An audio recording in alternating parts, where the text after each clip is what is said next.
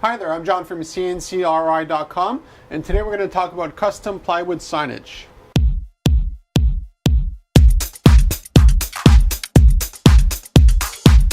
When it comes to making custom signage, we can literally make signage out of any material, any shape, any size. But today we'll just focus on plywood as a material and see what we can do with that. Now recently I started going to a couple of trade shows for my other website, tlightbox.com, and there's a lot of options when it comes to signage for that. But I thought, if I'm going to throw some stuff in the back of the car, I might as well just make some plywood signage just to see how it goes, and if there's any changes that I need to make, I just cut out another sign. So that's what you see here. This was cut with the laser. Now the other option is to do the same idea using a CNC router. Each has a plus and a minus. When it comes to, for me, I already have the machines. It's basically my own time. I don't have any costs associated with the production I do for myself. But for customers, depending on what they want to do, if they want something with very fine detail, the laser definitely wins, because you do very small things like this here that you can't really do with a CNC router with the parts flying off. Now the cost of that is that it takes a lot longer to produce something like this here using the laser than the router, because the router is more of a production speed machine, while laser is more of a, I'd say, fine detail machine. And the nice thing about the laser is that you get the free contrast. So the darkness that you see here isn't paint. It's actually just the laser producing charcoal. With the CNC router, you don't have that. What you have is just a nice clean edge all the way around.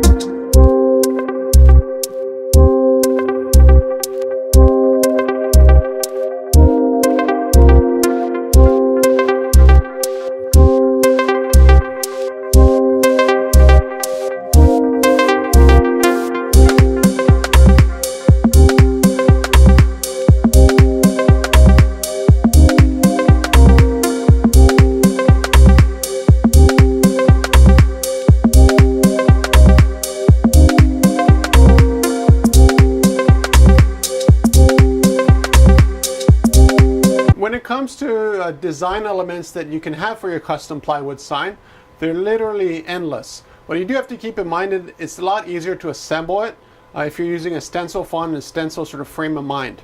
What I mean by that is here you have, let's say, the G. You'll notice that there's something holding the G in place. Same thing with the U here.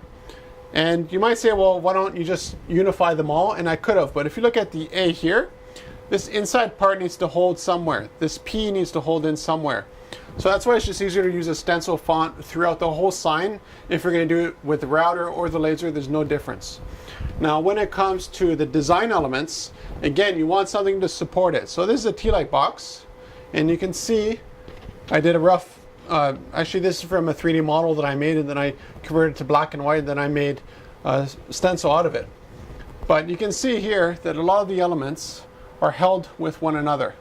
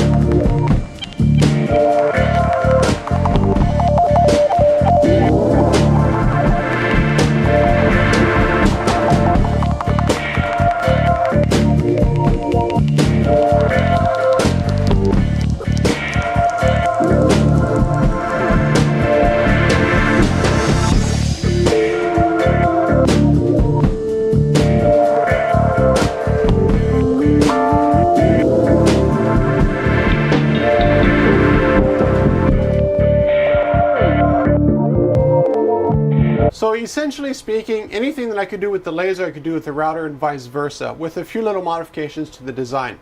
Now as for the contrast here, neither CNC machine is able to produce color.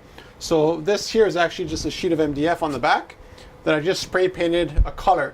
And the brightest color I could come up with was a bright orange, and it actually works really, really well at a distance.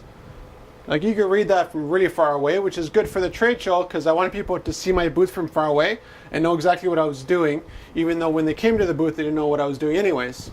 But you can see here everything's nice and clean and detailed, everything's nice and sharp.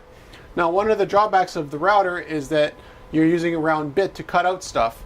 So the very sharp details like at the corners here would actually be a little bit rounded with using the router, but that's not a big deal. Assembly is very straightforward. All it is double-sided tape, in my case, that I put onto the back before I laser cut it.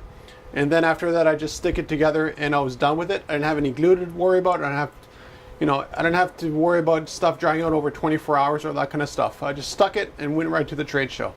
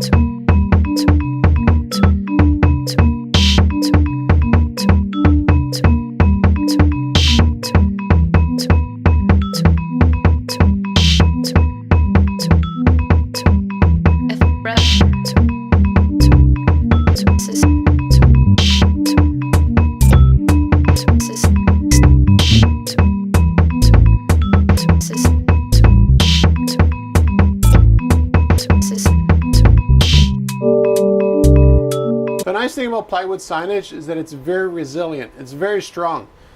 This is basically a shelf if I need it to be. I can just put it upside down and hold a lot of heavy weight. When I was carrying stuff to the show, I'd actually use the back of it here and use this to support the thing. So it's really, really good.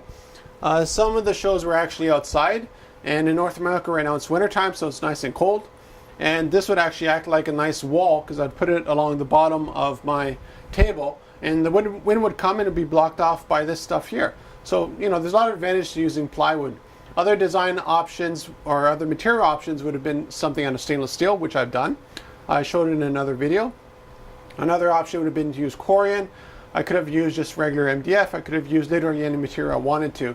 But as a good first step towards custom signage, I really like the results that I got from the plywood. It's very cost effective, even though for me it's just my time. But the results are really nice. They're nice and clean. You're able to see them from a distance, and that was the whole goal of it. So if you're looking for custom plywood signage, contact me at CNCRI.com.